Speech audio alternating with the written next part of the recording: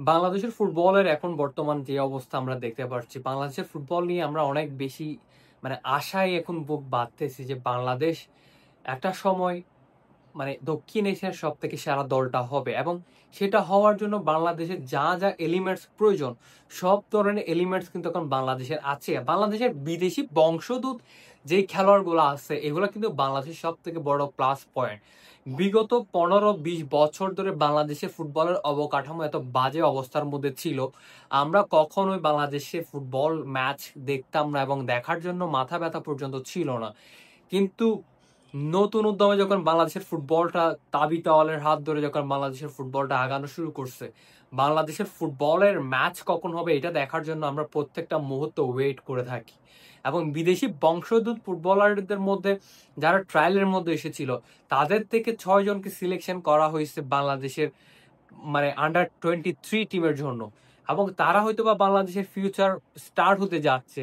জামাল ভুঁইয়া, তারেক গাজী, তারপরে হামজা চৌধুরী, তারপরে সমিত সোম ইত্যাদি আরো নানান ধরনের খেলোয়াড়রা বাংলাদেশের মধ্যে আসছে। তাদের ব্যাকলাইন হিসেবে যে খেলোয়াড়গুলো উঠতেছে এগুলা দক্ষিণ এশিয়ার মধ্যে বাংলাদেশকে টপ লেভেলের টিমে পরিণত করার জন্য এনাফ। এবং আমি একটা জিনিস বলবো সেটা হচ্ছে যে বাংলাদেশ ফুটবল আরো আরো তৃণমূল থেকে কাজ করা উচিত। আমরা দেখেছি বাংলাদেশের ফুটবলের মানসম্মত স্টেডিয়াম নেই, কোনো ধরনের কোনো মানে ট্রায়ালিং কন্ডিশন ছিল না লাস্ট কিছু বছর ধরে, আমরা সেটা সবাই জানি। কিন্তু বাংলাদেশের ফুটবলের পাইপলাইন রেডি করাটা আন্ডার লেভেল থেকে হায়ার লেভেল পর্যন্ত বাংলাদেশের ফুটবলের যে মেনটেন্যান্সটা এটা কিন্তু বজায় রাখা এটা আমাদের জন্য খুব প্রয়োজন এবং খুবই নেসেসারি। বর্তমান ফুটবলের উন্মাদনা যেভাবে করে আমরা দেখতে পারতেছি, আমরা এই যে বাংলাদেশের তরুণ সমাজরা এখন কম বেশি সবাই ক্রিকেট ফুটবল এগুলো দেখেই থাকি এবং আমরা কম্পেয়ার করে থাকি মাঝে মধ্যে যে আমাদের দেশের ফুটবলটা কোথায় গিয়ে দাঁড়াচ্ছে। এটার জন্য কিন্তু আমাদের একটা মাথা ব্যথা আছেই। আমাদের এই মাথা ব্যথার জায়গা থেকে কিন্তু আমরা একটা জিনিস চিন্তা ভাবনা করি যে আমরা নিজের তরফ থেকে বাংলাদেশ ফুটবল ফেডারেশনের যে একটা ব্যাপার স্যাপার সেদিক থেকে আমরা যদি লক্ষ্য করে থাকি, এখন বাংলাদেশের ফুটবলারদের যে কন্ডিশন, এখন বাংলাদেশের ফুটবলের যে একটা আগ্রহ এখন আমরা দেখতে পাচ্ছি, এটাতে করে যদি বাংলাদেশের ম্যানেজমেন্ট ফুটবল ম্যানেজমেন্ট যদি কাজ করে তাহলে ইন ফিউচার বাংলাদেশের ফুটবলটা একটা স্মার্ট লেভেলে যাবে। এখন শুধুমাত্র বাংলাদেশের কিছু কিছু বাফুফের কাজ করা হচ্ছে, সেটা হচ্ছে যে ঘরোয়া লিগের অবকাঠামো ঠিক করা এবং ঘরোয়া লিগের ক্লাবগুলোকে একটা নিয়ম শৃঙ্খলার মধ্যে আনা।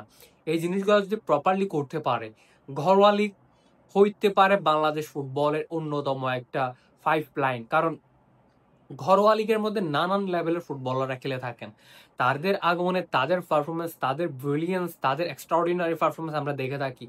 কিন্তু মানসম্মত মাঠ প্রয়োজন এক্সট্রাঅর্ডিনারি খেলোয়াড় তুলে আনার জন্য এবং প্রবাবলি এই জিনিসটা আমরা আশা করব যে বাংলাদেশ ফুটবল ফেডারেশনের কাছ থেকে। এবং আমরা আশা করব বাংলাদেশ ফুটবল এখন বাংলাদেশের যেটা যাত্রা শুরু হয়েছে ফুটবলের তরুণ উদ্যম, নতুন উদ্যম এবং সিনিয়র যেই খেলোয়াড়গুলো আছে তাদের নতুন মাত্রা যেটা বাংলাদেশ ফুটবল টিমের সাথে, এটা নিয়ে আসলে বাংলাদেশ ফুটবল অনেক দূরে যাবে। আমি একটা জিনিস লক্ষ্য করলাম সেটা হচ্ছে ইন্ডিয়ানরা তাদের ঘরোয়া লিগটাকে যত সম্ভব এলিট লেভেলের করার ট্রাই করতেছে এবং দক্ষিণ এশিয়ার মধ্যে সব থেকে কোয়ালিটিফুল লিগটাই হয়তো এখনো পর্যন্ত তারাই আয়োজন করতে কাছাকাছি, তারা সেই লেভেলের আছে।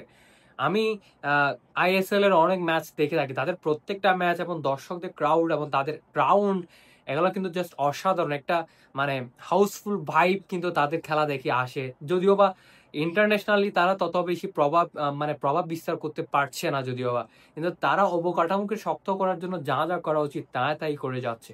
আমি সেই দিক থেকে বাংলাদেশ ফুটবলের যেটা গণজাগরণ, এই যে গণজাগরণের দিক থেকে বাংলাদেশ ফুটবল ফেডারেশন থেকে এই জিনিসগুলোকে আরো বেশি কদর করা উচিত, যে ঘরোয়া লিগের অবকাঠামো ঠিক করা এবং পাইপলাইনটাকে যথাযথভাবে মেনটেন্স করে সামনের দিকে যাওয়া, যাতে কোনো না কোনো অবহেলার কারণে যাতে একটা ট্যালেন্ট হারিয়ে না যায়, যার জন্য আমরা ওয়েট করে আছি।